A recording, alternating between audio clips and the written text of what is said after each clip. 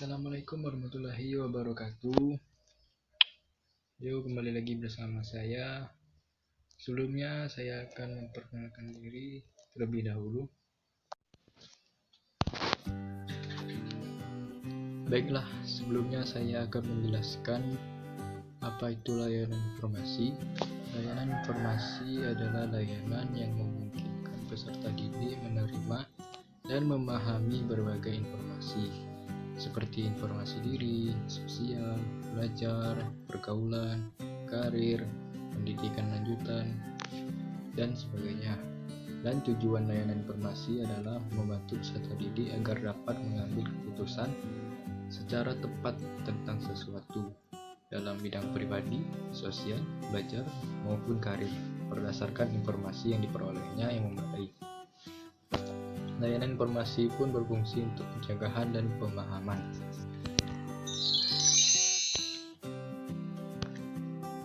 Baiklah, apa itu perencanaan karir? Apa ya?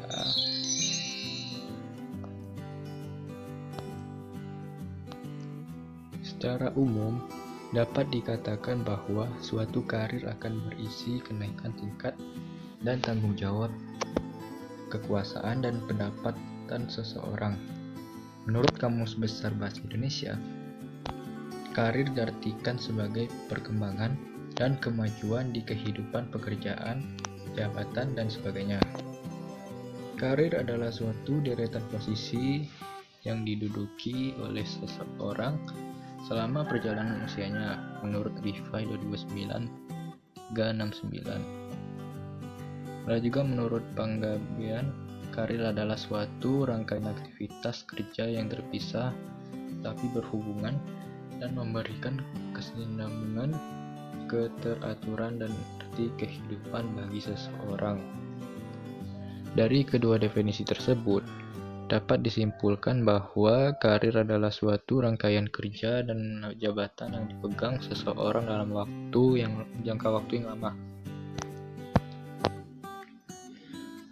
Sedangkan perencanaan karir adalah perencanaan yang fokus pada pekerjaan dan pengidentifikasian jalan karir yang memberikan kemajuan yang logis atas orang-orang di antara pekerjaan dalam organisasi, menurut Matis 2006.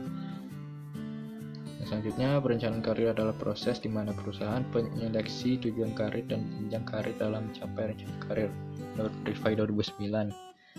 Dan berdasarkan definisi tersebut, dapat disimpulkan juga perencanaan karir adalah pola pengalaman berdasarkan pekerjaan yang merentang sepanjang perjalanan pekerjaan yang dialami oleh setiap individu atau pegawai dan secara luas dapat dirinci ke dalam objektif event yang dapat dijadikan asumsi untuk masa yang akan datang dengan tujuan memvisualisasi dan formulasi hasil yang diinginkan. Apakah dalam perencanaan karir ini ada tujuannya? Iya, pasti adalah. Masa enggak? Apa saja tujuan dari perencanaan karir?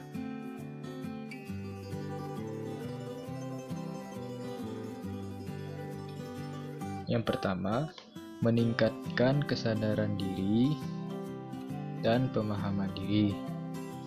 Nah, kesadaran dan pemahaman diri dalam hal ini merupakan penilaian dari kelebihan dan kekurangan yang ada pada setiap individu, dan hal ini penting digunakan agar diperoleh arah yang efisien dan dalam perencanaan karirnya.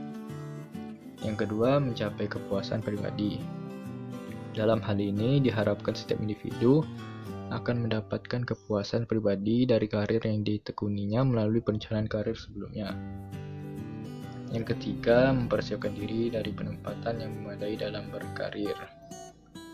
Itu mempersiapkan diri untuk memperoleh penempatan dan penghasilan yang sesuai. Yang keempat, mengefisiensikan waktu dan usaha dalam karir. Efektivitas usaha dan penggunaan waktu. Hal ini bertujuan untuk memilih secara sistematis guna menghindari individu dari usaha coba-coba.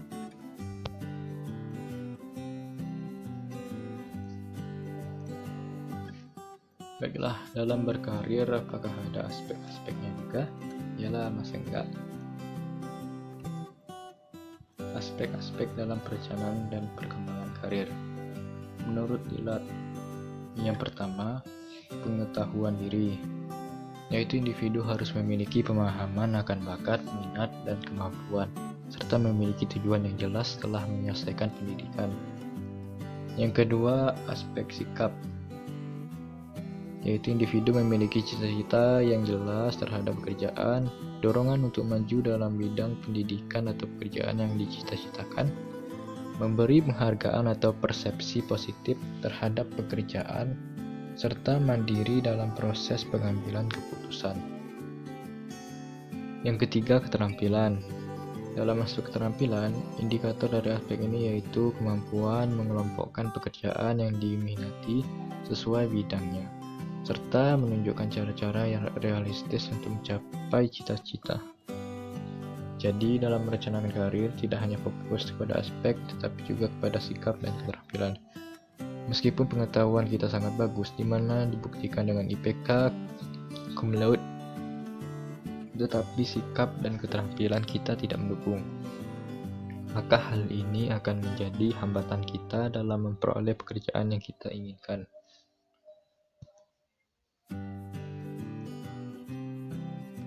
Selanjutnya, faktor-faktor yang mempengaruhi perencanaan dan perkembangan dalam karir. Menurut W.S. Winkel dan Sri Astuti 2004, faktor yang mempengaruhi perencanaan dan perkembangan karir seseorang itu dibagi menjadi dua, yaitu faktor internal dan faktor eksternal. Nah, faktor internal ini yang pertama, nilai kehidupan. Nilai kehidupan yaitu idealnya oleh seseorang dimanapun dan kapanpun. Nilai ini menjadi pedoman pegangan dalam hidup sampai tua dan sangat menentukan bagi gaya hidup seseorang. Nilai-nilai kehidupan yang dianut oleh individu berbeda-beda. Akibatnya, pemilihan jabatan bagi seseorang biasanya menyesuaikan dengan nilai yang dianutnya. Yang kedua, taraf inteligensi. Taraf inteligensi yaitu taraf kemampuan seseorang untuk mencapai prestasi-prestasi yang di dalamnya berpikir, memegang peranan dalam mengambil suatu keputusan mengenai pilihan jabatan. Tinggi rendahnya taraf inteligensi yang dimiliki seseorang mempengaruhi tingkat keefektifan perencanaan karir. Yang ketiga, bakat atau kemampuan khusus merupakan kemampuan yang menonjol di suatu bidang keterampilan atau bidang kesenian. Bakat khusus akan menjadi bekal untuk memilih pekerjaan yang selaras dengan bakat yang dimilikinya, berkecenderungan senang dan puas dalam menekuni pekerjaannya. Akan tetapi, bakat khusus yang dimiliki tidak memberi jaminan bahwa dia pasti akan berhasil dengan baik dalam jabatannya yang dipilih. Yang keempat, minat. Minat merupakan kecenderungan yang agak menetap pada seseorang untuk merasa tertarik pada suatu bidang tertentu dan merasa senang mendalami kegiatan yang berkaitan dengan bidang itu. Orang yang berminat tetapi tidak memenuhi tuntutan kualifikasi dalam hal taraf inteligensi dan profil kemampuan khusus kiranya tidak dapat diharapkan akan berhasil dengan baik. Yang kelima, sifat atau ciri-ciri kepribadian. Biasanya memberikan corak khas pada seseorang. Pada umumnya, diakui bahwa orang tertentu akan rendah cocok untuk memegang suatu jabatan tertentu karena sifatnya mempersulit dalam memenuhi tuntutan yang khas pada jabatan tertentu. Akan tetapi yang perlu diingat bahwa pada masa remaja belum terbentuk semua sifat dan kepribadian juga masih dapat mengalami perubahan. Yang keenam, pengetahuan informasi. Pengetahuan informasi dimiliki tentang bidang-bidang pekerjaan dan tentang diri sendiri. Orang yang memiliki pengetahuan akan bidang-bidang pekerjaan dan pengetahuan tentang diri sendiri dapat dikatakan bahwa ia memiliki perencanaan karir yang tinggi. Yang ketujuh, keadaan jasmani. Keadaan jasmani merupakan ciri-ciri keadaan fisik yang dimiliki oleh seseorang seperti tinggi badan, berat badan, serta tingkat penglihatan penglihatan, dan pendengaran, dan sebagainya. Keadaan fisik seseorang akan mempengaruhi seseorang dalam melakukan pilihan jawaban.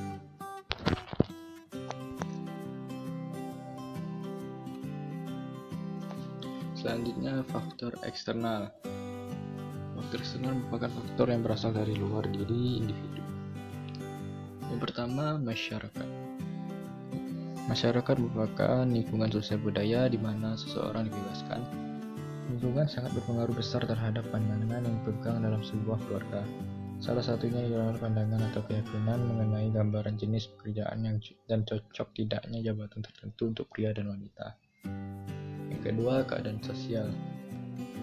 Ekonomi negara atau daerah. Keadaan sosial ekonomi negara yaitu laju pertumbuhan ekonomi yang lambat atau cepat.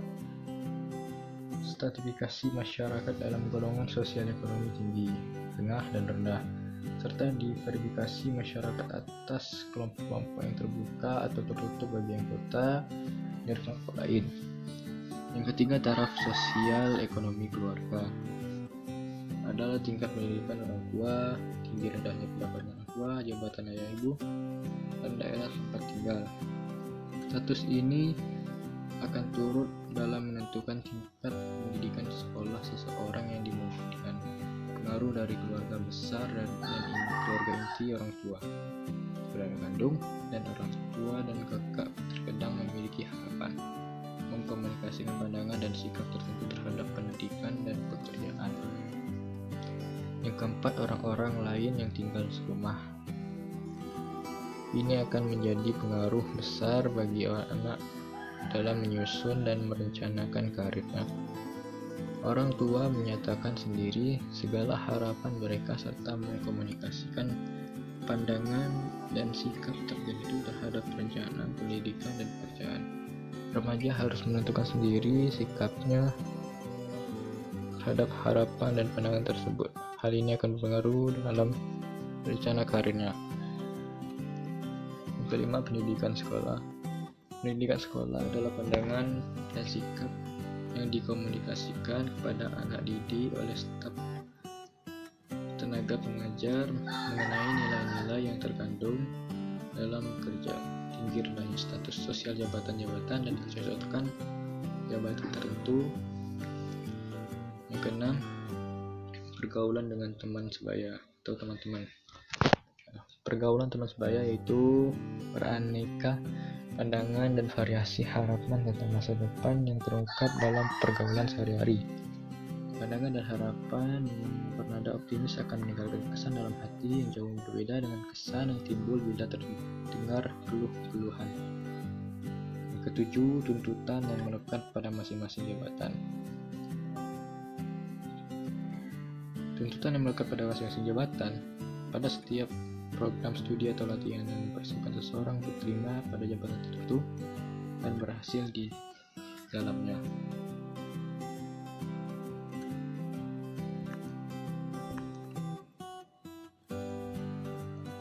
Tahap perencanaan dan pengembangan karir. Yang pertama, tahap awal atau pembentukan. Dan tahap ini, pegawai akan berusaha mencapai kebutuhan untuk rasa aman. Dan di tahap ini, pegawai begitu semangat akan dunianya yang baru. Pegawai atau bekerja keras untuk bisa tetap berada di tempatnya bekerja. Yang kedua, tahap lanjutan. Di tahap ini, pegawai mulai memiliki keinginan untuk merubah nasib dan memiliki jenjang yang ada di perusahaan. Harga diri membuatnya merasa harus bisa dipromosikan oleh perusahaan. Melihat banyak junior masuk, maka ada perasaan ingin menunjukkan eksistensinya pada mereka. Tahap ini berlangsung pada pegawai dengan usia 30 sampai dengan 45 tahun. Ketika ada penawaran promosi jabatan, maka mereka biasanya berusaha mengejar. Ketiga, tahap mempertahankan. Ketika berada di tahap ini, pegawai sudah tidak berhasrat untuk naik jenjang dan cenderung berusaha mempertahankan posisinya. Di saat ini, pegawai sudah merasa puas dengan keuangan dan posisinya. Bahkan sebagian besar masih dipekerjakan saja sudah bersyukur. Yang keempat, tahap pensiun. Setelah sekian tahun bekerja, di tahap ini pegawai akan berhenti dari tempatnya bekerja. Entah karena usia, atau bisa jadi terjadi pengurangan jumlah karyawan secara tiba-tiba karena perusahaan mengalami kebangkrutan setelah masuk tahap pensiun, sebagian mungkin akan memiliki istirahat saja dan memilih usaha di rumah. Sebagian lain mungkin akan berhenti beraktivitas produktif dan memutuskan mengurus keluarganya saja. Sebagian lagi akan mencari pekerjaan di tempat lain jika mereka tahu kebutuhan hidup masih banyak yang harus dipenuhi atau merasa masih harus terus bekerja. Diharapkan di tahap pensiun ini kita sudah mapan sehingga tidak lagi bekerja terlalu keras mencari biaya harian.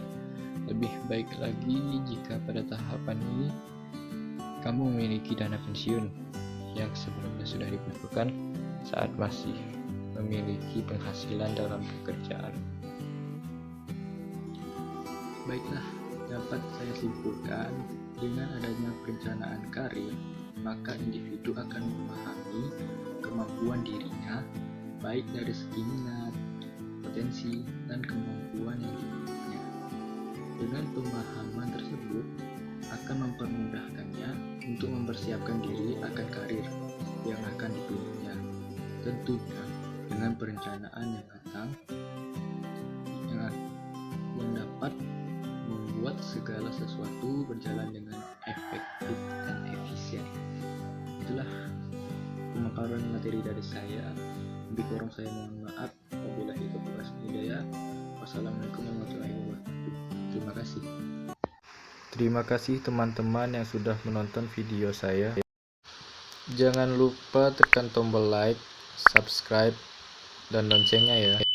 Wassalamualaikum warahmatullahi wabarakatuh.